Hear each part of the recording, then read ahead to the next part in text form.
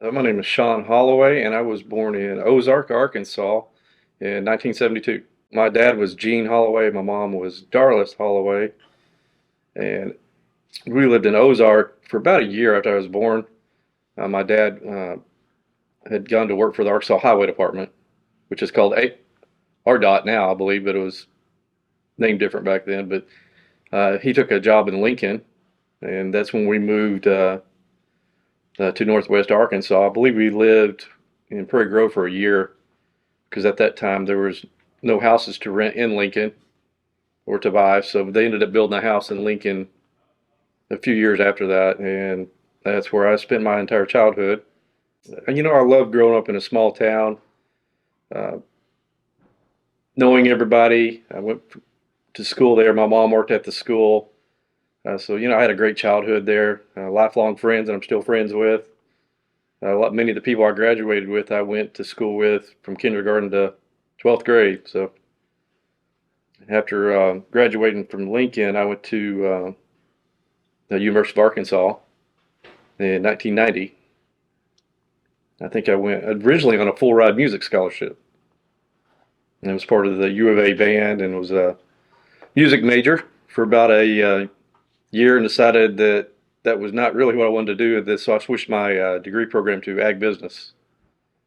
And I ended up getting a degree in ag business. I think in 96 is when I finished that. So there was a little bit of time in between there. I was also a musician. A lot of people know me. I played the fiddle, played professionally on and off. Actually, that's how I kind of paid for my college, was by music. At some point, I got back. I've been playing with the band in Nashville, and I had decided that that's not what I was going to want for my life in the long run, and wanted a professional career. So one of the things I had been looking at getting ag degree, I always wanted to be a U.S. wildlife officer. That's why I had that ag degree going with animal science and all those things. Uh, it had some people I'd spoke to that were in the law enforcement realm and the direction that I wanted to go, and they told me that I probably had to get some law enforcement experience. So while I was in college, 1994, I joined the Lincoln Police Department as a part-time officer, and I did that for about 2 years. And one day, the chief at that point was Pat Skaggs, uh, highly respected and for me. He knew law enforcement and very intelligent man. I believe he has a PhD and teaches at a university today. But anyway, he approached me and asked me if I wanted a full-time job, and I was still going to college, and that was like on a Friday. And of course, went home and told my parents about it. And of course, my mom threw a fit. I do not want you doing law enforcement, like what a lot of young men do. Well, my mom's telling me not to do that, so that's what I want to do. So I accepted the job on Monday the next week, and hadn't been to the academy. I worked there for almost a year before I went to the academy. And while I was at the academy working for Lincoln, after graduating, I had made contacts with. At that time, I went to the very first academy they had in Northwest Arkansas, here at Aleta. Prior to that time, everyone had to go to Camden, Arkansas. Then we had our academy at the Jones Center, which is a fairly new facility at that time. But many of our instructors were from our local area law enforcement, Fayetteville, Springdale, Rogers, Bentonville, Washington County as well. And I decided if I'm going to pursue this, I need to go to a larger agency that would give me more opportunities uh, as far as training, and uh, wanted to be a detective for a little while. So had all those things. So I applied at all the agencies and had offers from a couple of them, but ended up going to work for Rogers PD. So Rogers was 1996. I moved there. The town looked nothing like what it looks like today. Dixieland, where the new police department is today, was the edge of town. Uh, but for me, coming from Lincoln to Rogers, felt like I moved to a metropolitan area, which I kind of think's reflecting how we look today. It was like we were actually a small town the day, but it seemed really big to me at the time. Coming from a law enforcement agency where I was the only officer on duty to now there's at that time I think 6 of us. It seemed like a major step up. The way you did your job was way different than when you worked by yourself. Uh, but thoroughly enjoyed the men and women that I went to work with. They were a very professional run organization, had policies and procedures and all this training. Had some really great people that had stood that department up and got them, at that point, I believe, probably one of the better trained agencies in the state. At the time when I got hired at Rogers, the chief was Mike Jones. He is a veteran of the police department, and uh, they had a lot of good structure and training, and there was a lot of mentors through the years I looked up to in that organization. Uh, about the time I got hired to Rogers, around the time that the area of Northwest Arkansas, um, including not only Washington County but Benton County, was beginning to grow. As our population was growing, they started adding officers, which means all areas of the police department are growing. Narcotics, there was opportunities there. Canine, at that point we had a gang unit. Um, so I got to in a very short period. I worked, I believe, the streets for a couple years, and then I got put on at the time it was called a crime suppression unit. We were a street unit. Our whole job was to be proactive in uh, dealing with crime instead of being reactive. We'd answer calls. We created our own type stuff, and I really enjoyed and had fun with that. We worked hand in hand with narcotics. At some point, we kind of changed a little bit, and I was actually working narcotics cases. My years doing that were those some of the, as far as enjoyment in the job, those were some of the best years because the job was still new, and I was getting to do all the drive fast, chase the bad guy, those type of things that attract a lot of people, especially young people, to law enforcement. And I got to do a lot of things. A short period after that, I made the SWAT team. Ended up between there and here at Benton County, I'd had over 20 years of SWAT. Uh, about half of that was as team commander. So I really enjoyed my years of SWAT. Being a police officer, you're part of a brotherhood of your fellow police officers, but SWAT is like another tier of that. There's a special bond with those guys. There's a lot of training goes into it, and got to be in a lot of different situations that I'm pretty sure my mom would not want me to be in. But I enjoyed those times of serving warrants and kicking in doors and going to barricaded subjects with guns and stuff. I joke to people a lot. Even today, I think I would rather go to a house with a barricaded subject with a gun than go to a political debate. To me, one's fun, the other one's stressful. That was never stressful for me doing that because I had received a lot of training and was very confident in my abilities, and wasn't like that initially. I mean, when you first started SWAT, I remember we had a standoff with a guy, and he had barricaded the door, and negotiators were out there for like 5 hours, and this guy was had some mental issues going on, and apparently was on some type of narcotics. Realized real quick, I'm like, man, what am I doing here? That was like my first encounter that I'm like, well, I could die today type of situation. But it took like 8 of us to handcuff the guy. So that was kind of a really crazy way to start my SWAT career. So I did the street crimes and all that for a while, and then I made detective. And as a detective, I got to get a lot of different training in a lot of different areas, and that really drove my drive for what I liked. I love learning new things. So, and you get in the detective world, there's all things you can do. First, I got into white collar crimes. I was like one of the few guys that liked that stuff because I liked the accounting part of it and piecing the puzzle together. So I got a lot of training in that area. I got trained in handwriting analysis, statement analysis. One's dealing with whether it's a forged signature or not. The other one was dealing with the truthfulness of a statement. So really, those things really intrigued me, and I really excelled in that area. I believe I was a detective for about 6 years. Then I made sergeant, and they made me a sergeant in as a detective.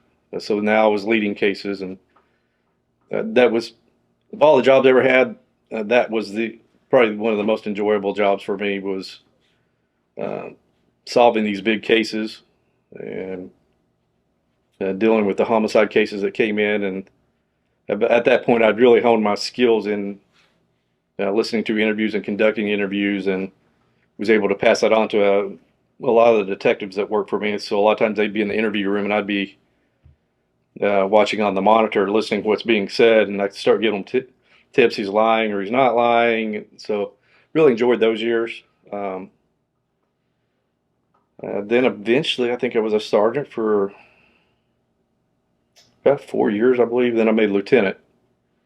At that point, had to go back to a uniform division, go back to working the street and rotating shifts.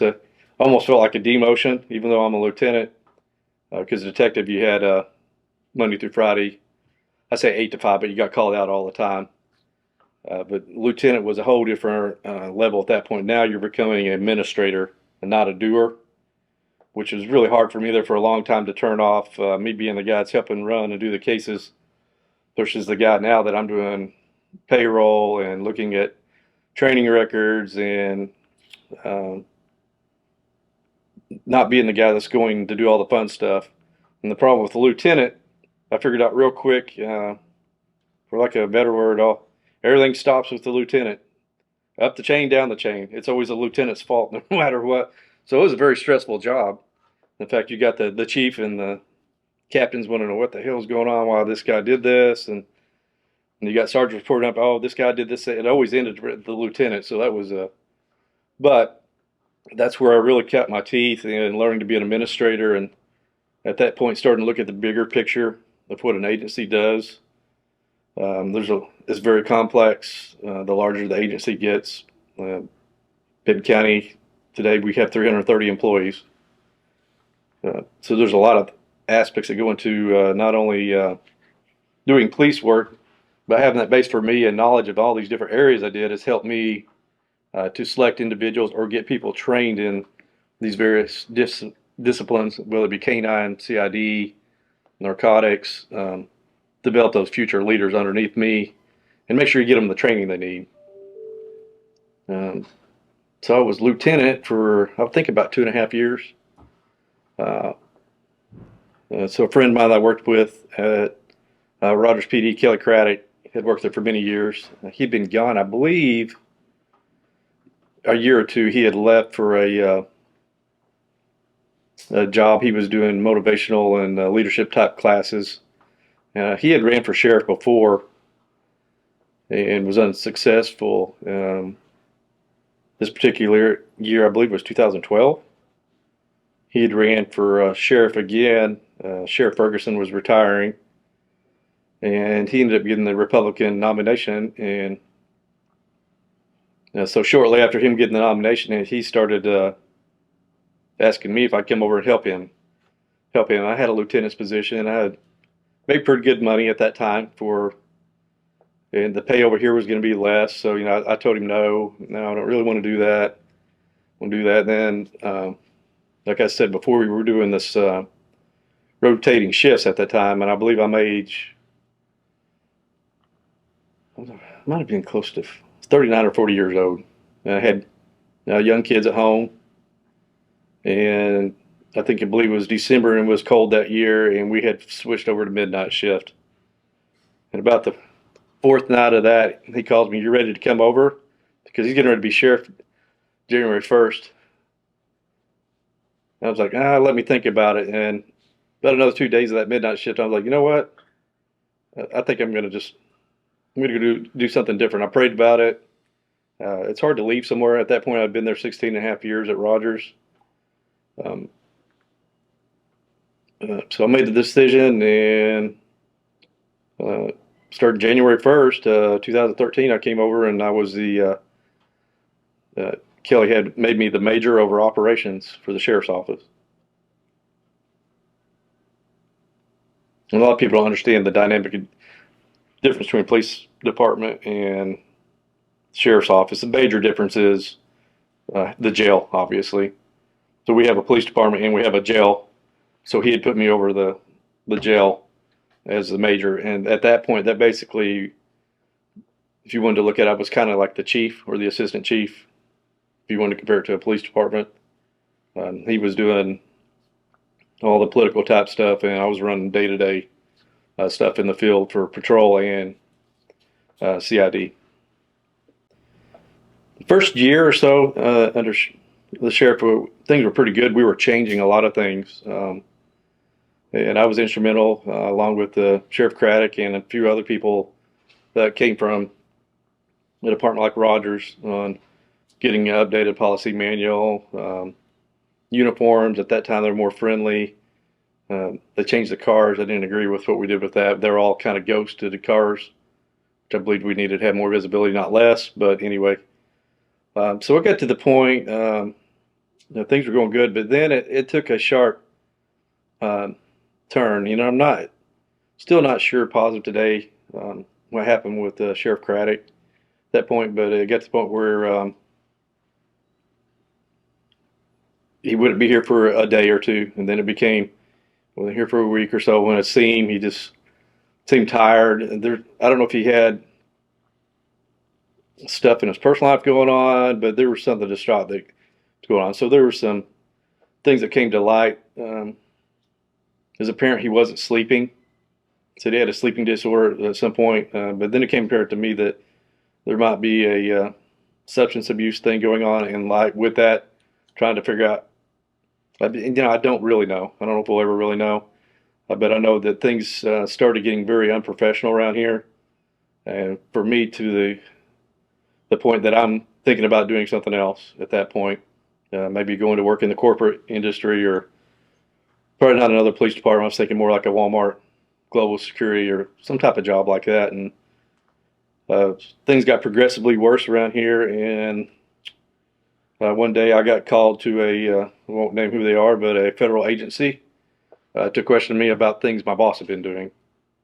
And at that point, I'm like, I'm leaving. I'm gonna start looking for another job. And then I started having thinking about all the men and women that work here. Many had many years into this, and people started asking, "Why don't you run for sheriff?" I'm like, I can tell you right now, I never started law enforcement thinking, "Hey, I want to be the sheriff." I've really never had thought that, and kind of did not want to do it, and prayed about it. And the Lord works in strange ways sometimes. The more I didn't want to do it, the more people started asking me to do it, and so I'd come up with the excuse, "Well, I can't raise money for this." And next thing I know, I'm starting to get checks. In fact, if you'll do this, totally out of my comfort zone. I'm like, I don't like doing public speaking. Sure as heck don't want to go do debates. I remember we did several debates during that election. I remember sitting there on the end, just kind of praying to myself, this is not where I want to be. And that's what kind of was referencing how uncomfortable that was for me. I was like, man, I'd rather be doing anything. I'd rather be out on the street chasing someone or doing. But think the door just opened, and many different people were introduced to me that helped me along that way. And at some point, I was all in. I filed. Had to tell my boss I'm running against him, who was a friend too. That was hard to do, but all the years I'd put in at that point was over 20 years of law enforcement. At that point, my reputation that I had built for myself, I'm like, I'm not going to let him run and bring me down, regardless of what's going on in his personal life. So I ended up running. Doors just opened, and I started knocking on door to door. And then in a short period, I'm like, I just had this feeling I am doing the right thing, what I need to be doing. And the thing I ran the first time, what I really enjoyed was talking to people in the community.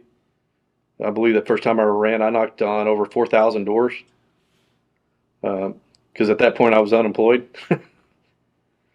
Sheriff Craddock had put me on administrative leave, so I had nothing to do but knock on doors.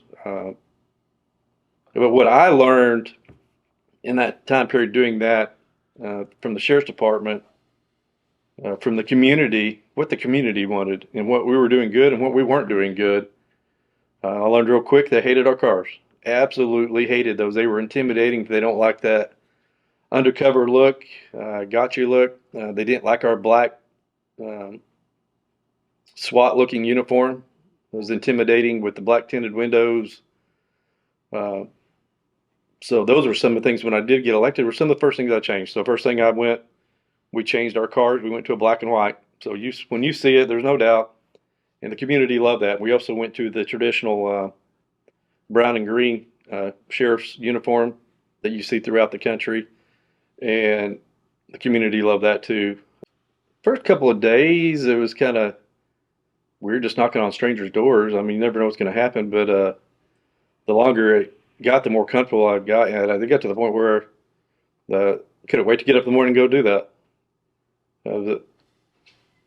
I went all over the county, spent a lot of time in Bella Vista. Met a lot of in Bella Vista. I met a lot of retired law enforcement people who had moved here, who spoke to me about things in the current environment of law enforcement. And the more I did it, the better I felt, and it helped me as a leader realize that if we want to stay successful in the long run and not get stagnant, that we have always got to listen to the community, because that's who we're here to serve. That was I think for me as a leader, was part of the training for me that I had never really had. So that is since I've been sheriff, that is our motto here. People ask me, what's the direction? What's the mission statement? We have one simple one: community first. All of our programs are called community first, and that means us getting out and serving the community and being involved with our community all the time, not us against them, but being one together. We do a lot of stuff in the community. So we got one of our bigger events that I came up with that has grown and grown and grown.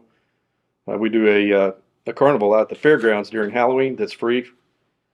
We have partners in our community that help sponsor and provide things to make that happen. When we first started it here, we had it at the sheriff's office. We were expecting maybe 200 or 300 people to come. We had like 1,000 people showed up. We were scrambling going to any convenience store or Walmart and getting more candy that we're handing out. And then the next year it grew to about 3,000, and then about 5,000. I believe last year we had about 6,000 or 7,000 people come to the fairgrounds. We had to move it from here because there's nowhere to park anymore.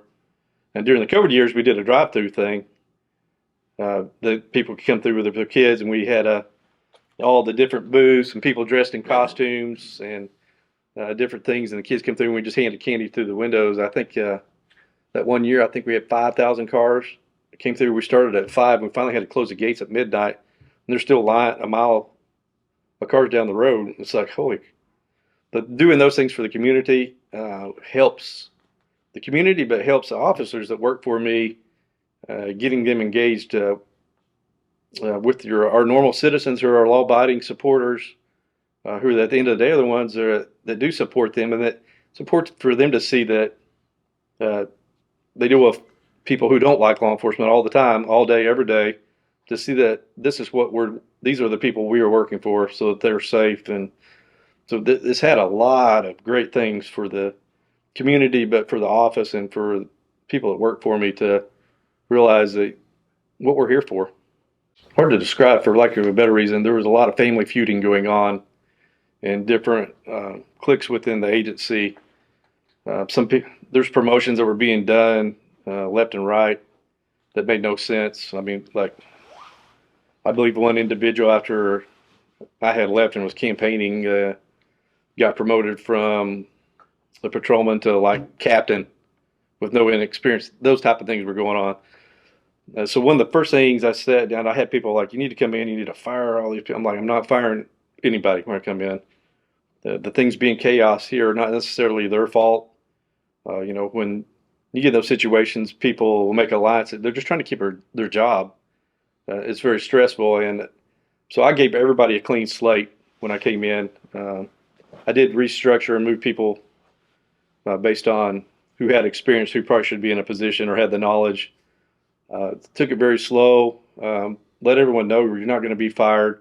So everyone was given ample opportunities to improve what we're doing. So then we started changing policies. At that point, I had a policy manual that it spanned 3 sheriffs at that point, all the way back to Andy Lee. not in digital form, all in a book. You had conflicting policies. One policy said you could do this, and then there'd be another sheriff said you can't do that, but they never. So basically, we threw that entire policy manual in the trash can, and I got in contact with the company who writes policies for the National Sheriff's Association. So we adopted accredited policies, which I had when we worked at Rogers. So it was a bit painstaking. It took us about 2 years going through that policy manual and adding to or taking away what fit us best or applied to us here in Benton County. So we got getting policies changed. Uh, that was one of the bigger steps because what a policy manual is for an officer, this is how I do my job.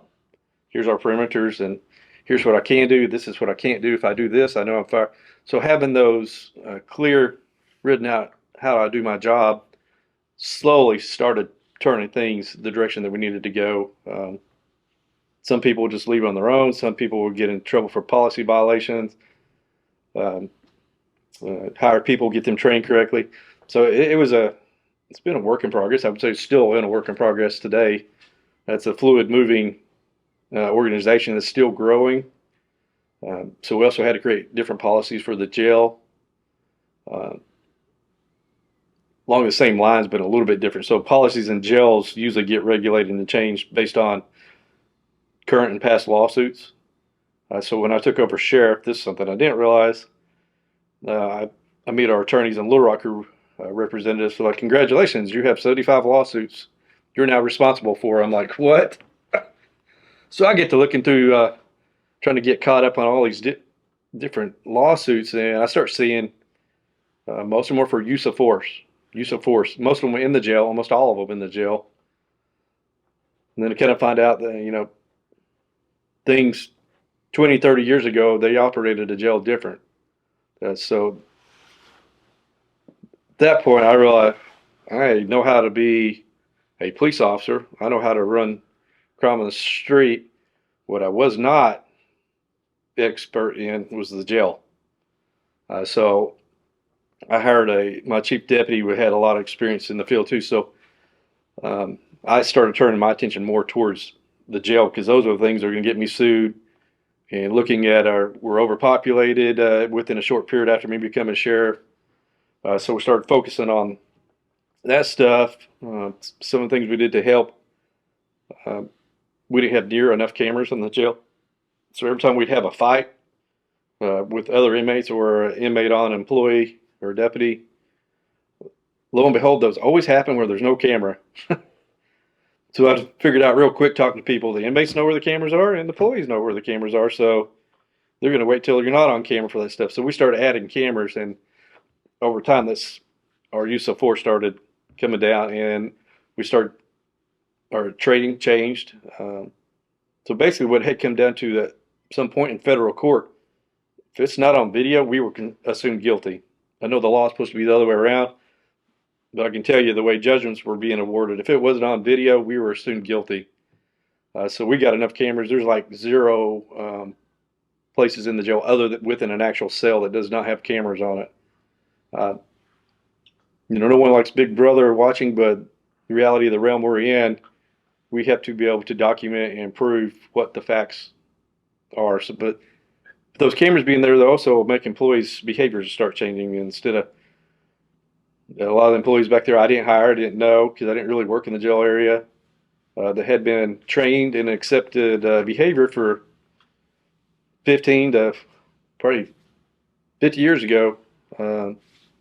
That behavior cannot be accepted anymore, and it was clearly messaged to the employees, we're not doing that anymore. So I mean, we had a lot of people had to let go for use of force type things. It's like, I told you we can't do that. So, but fast forward to today, it's rare that we have a use of force that's not warranted. I mean, we still have to do it sometimes, but we always try to do all the alternatives. Ask, tell, then make is kind of the preference. But there's some tools in between there. I mean, tasers, pepper spray, things like that. They did not used to have in the jail. Used to, it was hands only.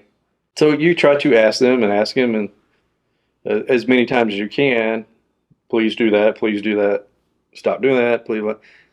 If you don't stop doing that, now we're at step two. I'm going to place you under arrest, or you're going to lockdown, or I'm going to have to taser you, or I'm going to have to pepper spray you. And every situation is different, obviously. But then it gets to the point, if it uh, goes the wrong directions, now we're to a point that we have to go hands on and physically detain that person. The other thing we didn't have any type of defensive tactic training for uh, people that worked in the jail or the field, for that matter. It was just a redneck brawl, punches, this and that. So we brought in professional people who start with our, especially our new employees, but everyone's had that training, teaching them defensive tactics on how to protect yourself, but also how to get the situation under control without hurting that person, without having to swing. They're never taught to start throwing punches. I mean, there's lots of other things that you can do. I tell you right now, in federal court, that would never be accepted.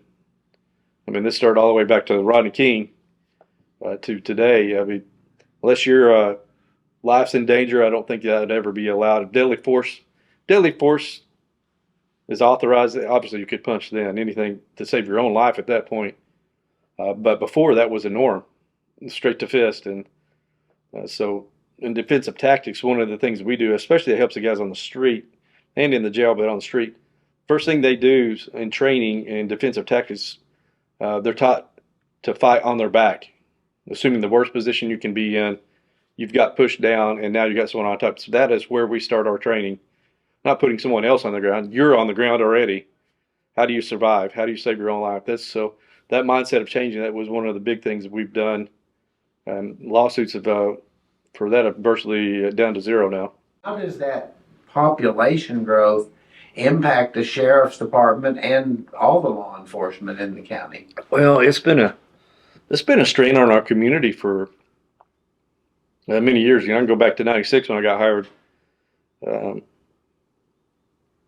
Coming to Rogers at the time, for lack of a better term, Rogers was the wild, wild west. In my eyes, it was, because I was getting into a pursuit or a physical altercation with someone at least once to, if not 3 or 4 times a week. And at that same time, we started having a large Hispanic population moving to the area, working for the plants. So then we had this dynamic of we went from maybe 500 Hispanics lived here to maybe 10,000. I don't know what the actual number is, but it was a lot.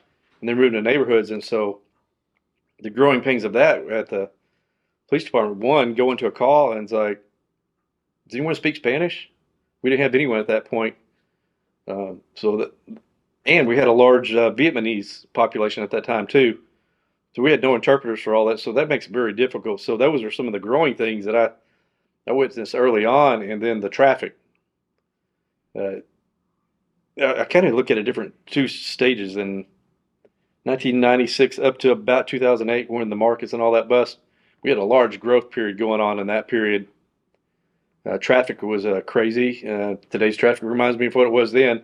So they started doing some road expansions, school expansions, police departments were growing. It always felt like we never had enough people based on what the population was going on.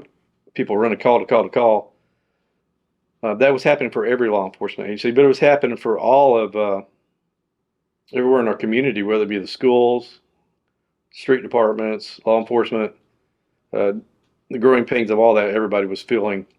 The sheriff's office, since I've been here, you know, we've had since about 2012, 13, we've kind of been on this upward trend climb. There was actually a study done when we were trying to get a jail tax passed to try to expand here on this facility. It was built over 25 years ago. They'd guessed our population at that time based on Northwest Council had done a study what Northwest Arkansas's population, but Benton County in particular, they missed our population by 109,000 from what it. So the jail originally was built. And speaking to Andy Lee back in the day, you know, this was supposed to be a 40-year jail. Well, no one knew the type of growth we were going to have, and we've added onto it a couple times, this and that. But Today, with the growth problem, my biggest issue right now is the jail, obviously. Um, it has 669 beds. It was originally designed when Andy Lee built it around 450, but they did some Band-Aid expansions. But we've now come to the point of this current facility can't really grow much anymore, but our populations continue to do that. But the jail's been doing this. So what's happened over the years, this jail originally had lots of space. They even had federal inmates here. We don't hold any federal inmates today. We don't hold any misdemeanors today unless they're here for like 24 hours. Unless something's required by the court to see a judge. Everybody here is a felon, but if you look at how does that implications on our community as a whole, the long-term implications are significant. And the fact that our justice system right now, the misdemeanor justice, when I'm talking about misdemeanor, I'm talking about district court judges, that system is totally broke right now because there's no consequence for action. That's going to be the biggest thing that's going to affect our communities. And that it's not just here. Talking to other sheriffs, I know for sure it's in Washington County too, but it's kind of a statewide thing. The whole state, except for the southeast, has experienced growth. The jails have not grown anywhere because no one wants jails. Not a popular item that people want to vote on and pass a tax for versus a park or a school. And since someone's asking why don't people want to do it, one of the anomalies that we have here, law enforcement has done such a great job here in Northwest Arkansas that crime is low compared to other places in the country that have the same population we have. I mean, for the most part, everyone feels safe to walk to their car or wife go to the store at night. So I say all that to get to the point. It's hard to convince people that we need to spend millions of dollars on a new jail or law enforcement expansion when they feel safe right now, because they are safe right now. The problem is if you let it get to the point where, okay, I don't feel safe anymore, then we can look at some examples throughout the country where crime's spun out of control. There's that teeter-totter point where if you don't turn it back and put more resources back into your law enforcement, that it's going to teeter the other way. And then I've got that. It's hard to recover. It's hard to turn your community back if it's you've lost control of it. So that's been one of my drivers of sheriff's ambitions growing up here my whole life. And great place, best place in the country to raise a family is how do we always make sure that that is a priority in our community? Because I mean, I have the knowledge to know that one of the reasons why we're safe here is because we've always had a great jail and we've always had great police departments, not just in this county, Washington County as well, where I grew up. Law enforcement's great there, and they've always had the law enforcement, the justice has always been very important to the communities. So if we want to maintain and keep what we have, I mean, we're going to have to, at some point, pour some resources into our law enforcement areas. For us, obviously we have Missouri on the north of us and Oklahoma on the west border in the county. And then we've got Beaver Lake, which almost, I believe 90% of Beaver Lake is in Benton County. So we're responsible for patrolling that and dealing with anything that arises related to the lake. And then we've got our booming population here on the east side of the county, Bentonville and Rogers. And I'd say Salem Springs is growing pretty significant. But then you've got Centerton here, who used to be a Lincoln. Not that long ago, is now larger than Salem Springs. A lot of people don't realize that. So the growth here is out the charts, but then you deal with a lot of our crimes as far as the sheriff's department that we respond to are not within the cities, the unincorporated areas. Well, almost all those are on the state lines, both state lines. So we have a lot of issues with theft that happen, and they steal stuff here and they cross the line. So we're trying to make sure that you have those relationships with the surrounding counties that in your own state, but also a different state where they have different state laws, and for lack of a better way, they do things different than we do. You cross the state line into Oklahoma or Missouri, they don't have the resources or the tax base that we have, so they have a very small law enforcement presence. And A lot of times when we get a big case, such as a homicide or something, uh, they're more dependent on our resources, and a lot of times we're having to get whether it be Oklahoma State Police or Missouri State Police to come and assist with the case. It's nothing, no fault of those counties, but they're just small rural counties. Um, you would think they would start growing too at some point, and they probably will. My guess, because it's cheaper to live in those two states, but it hasn't happened yet. But just to say that it's a different realm, so that presents a challenge for us when those things arise. Opportunities for criminals, obviously, if you're going to commit crimes, you want to live in this state and go to another state and do it. Makes it harder to catch them. So that's really where the challenge is trying to figure out who it is. You know what? I have thoroughly enjoyed being the sheriff and the people that work for me. I've been in law enforcement a long time. I've tried to create an environment that's more of a family environment where everyone loves coming to work. I will say we're doing something right here. So when I get an opening for a deputy in the field, I'll have 100 people apply for it. You look at some of the cities around me, they're 15, 25 positions down and can't get people to go to work for them. So people ask me, why is that? I was like, because I'm allowing my people to be law enforcement officers, and we're not micromanaging them. We are holding them accountable, but we've created an environment where people enjoy coming to work and don't feel that the sheriff's out to try to get them, that I can do my job. I tell them, I know you're going to make mistakes, but just admit to it. When you've made a mistake, it comes up, don't lie.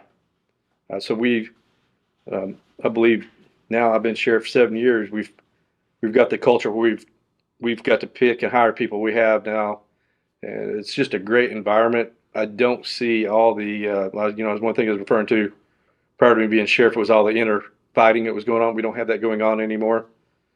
The biggest thing is I just try to value people as people and try to treat them the way I'd want to be treated. And I get that trait from my dad. But people love my dad, and that's one of the things I looked at when my dad retired and at his funeral, the amount of people that showed up.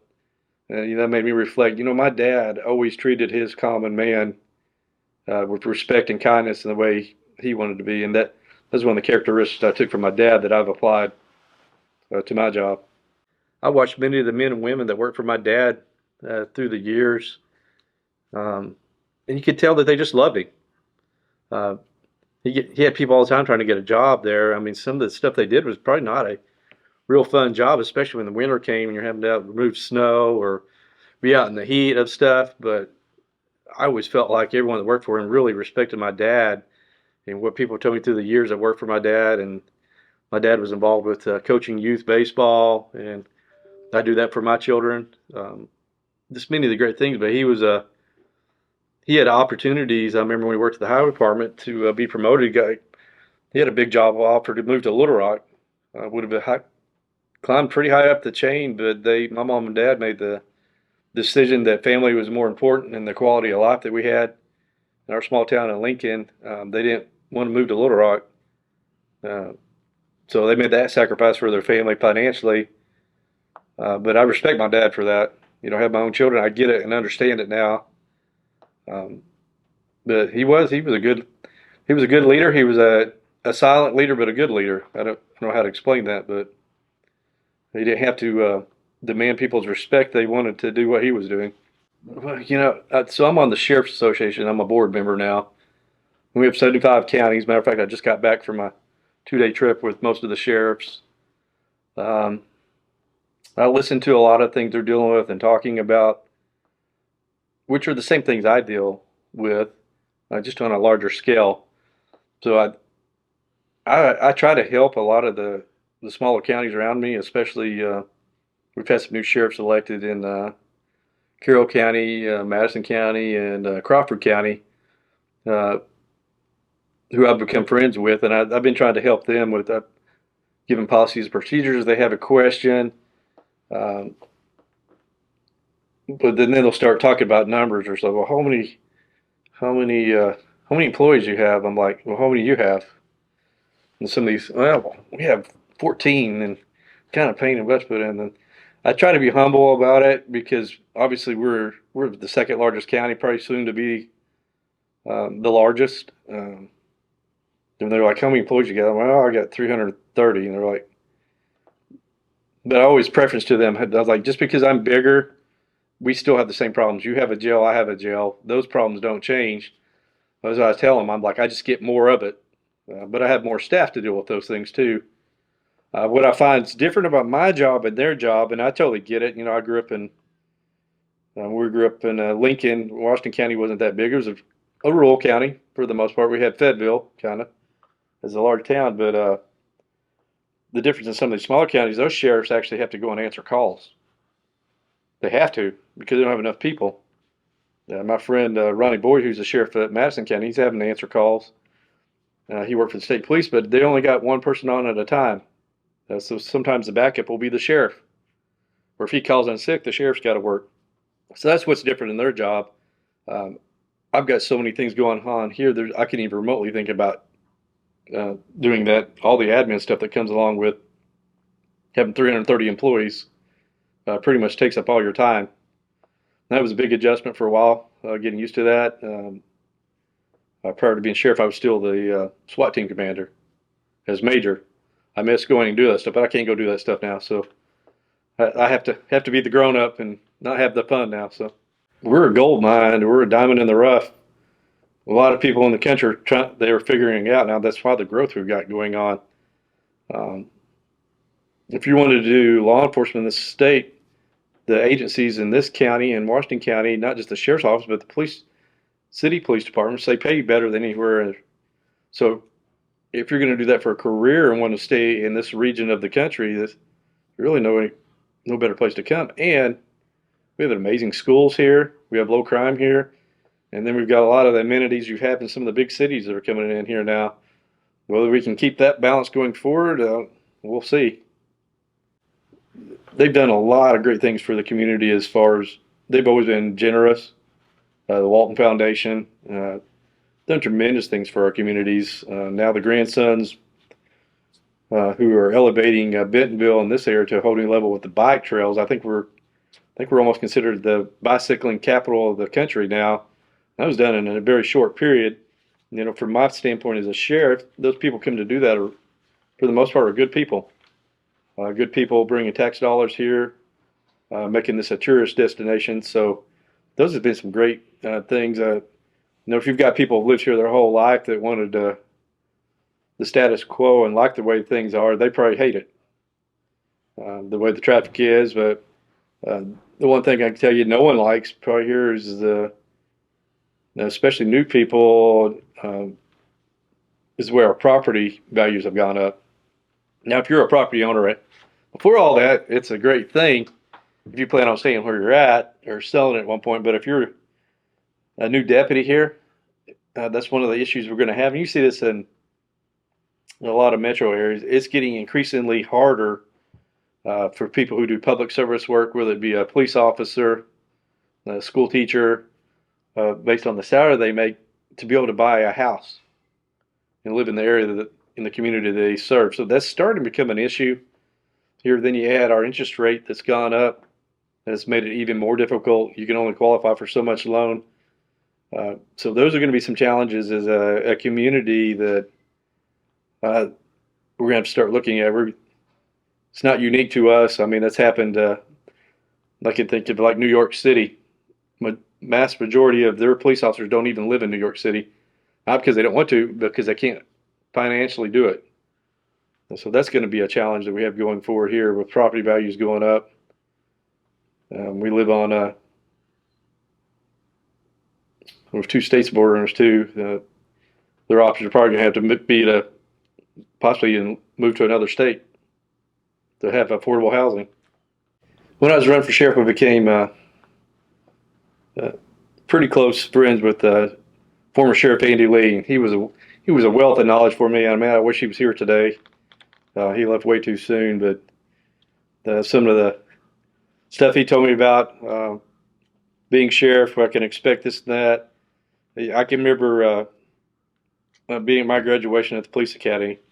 My two speakers were Andy Lee, sheriff, and Sheriff Kenneth McKee. And those guys always left lasting impressions. They were both legends of their time. Uh, yeah, but when I look at this facility we have today, what Andy envisioned when this was built, because if you knew where they came from, they were downtown on the square in a dungeon, and everyone. I remember thinking at the Rogers PD, it's like, why are we building a prison? Because it felt like it was humongous at the time. Why are we building it out in the middle of nowhere?